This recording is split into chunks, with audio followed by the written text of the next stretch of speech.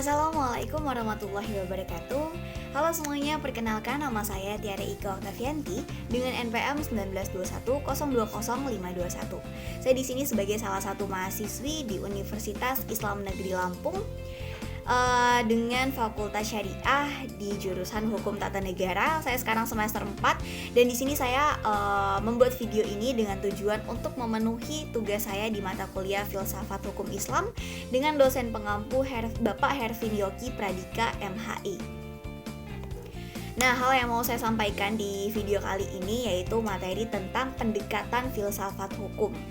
Nah, di sini juga ada bagian-bagian yang saya akan jelaskan. Yang pertama yaitu ada ilmu filsafat hukum, yang kedua yaitu tentang filsafat hukum, lalu ada juga perubahan-perubahan hukum dan sosial, lalu ada juga hal-hal yang dikemukakan oleh Plato dan Aristoteles, dan juga ada pengertian-pengertian menurut Purnadi Purbacaraka dan juga Surjono Sukanto yang mengenai hukum. Nah, yang pertama yaitu tentang ilmu filsafat hukum. Nah, ilmu filsafat hukum ini adalah salah satu cabang filsafat, yaitu filsafat tingkah laku atau etika yang mempelajari hakikat hukum. Lalu filsafat hukum itu sendiri adalah ilmu yang mempelajari hukum secara filosofis. Mungkin lebih lengkapnya nanti akan saya jelaskan di dalam video berikut ini. Ilmu hukum. Beberapa pendapat mengatakan bahwa karena filsafat hukum merupakan bagian khusus dari filsafat pada umumnya, maka berarti filsafat hukum hanya mempelajari hukum secara khusus, sehingga hal-hal non-hukum menjadi tidak relevan dalam pengkajian filsafat hukum. Sebagai filsafat hukum tunduk pada sifat-sifat, cara-cara, dan tujuan-tujuan dari filsafat pada umumnya. Di samping itu, hukum sebagai objek dari filsafat hukum akan mempengaruhi filsafat hukum. Dengan demikian, secara timbal balik antara filsafat hukum dan filsafat saling berhubungan. Menurut Purnadi Purbacaraka dan Surjono Sukanto, hukum dapat diartikan sebagai 1. Ilmu pengetahuan, yakni pengetahuan yang tersusun secara sistematis atas dasar kekuatan pemikiran. 2. Disiplin, yakni suatu sistem ajaran tentang kenyataan atau gejala-gejala yang dihadapi. 3. Norma, yakni pedoman atau patokan sikap tindak perilaku yang pantas atau diharapkan. 4.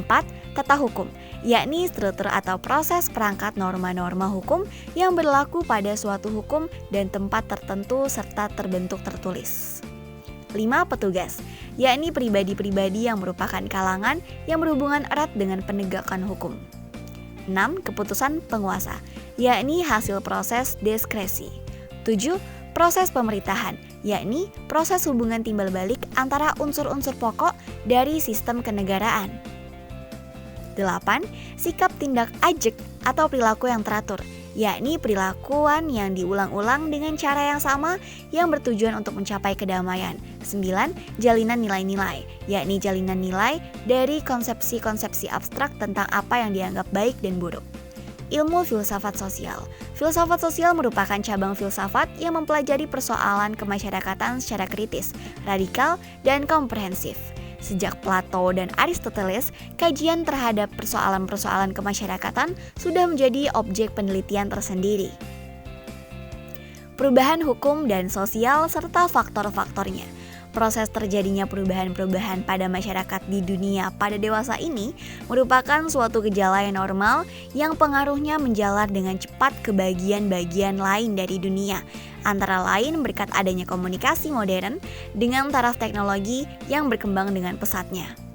Pada umumnya, dapat dikatakan bahwa sebab-sebab terjadinya perubahan-perubahan sosial dapat bersumber pada masyarakat itu sendiri, dan ada yang letaknya di luar masyarakat tersebut, yaitu yang datangnya sebagai pengaruh dari masyarakat lain atau dari alam sekelilingnya.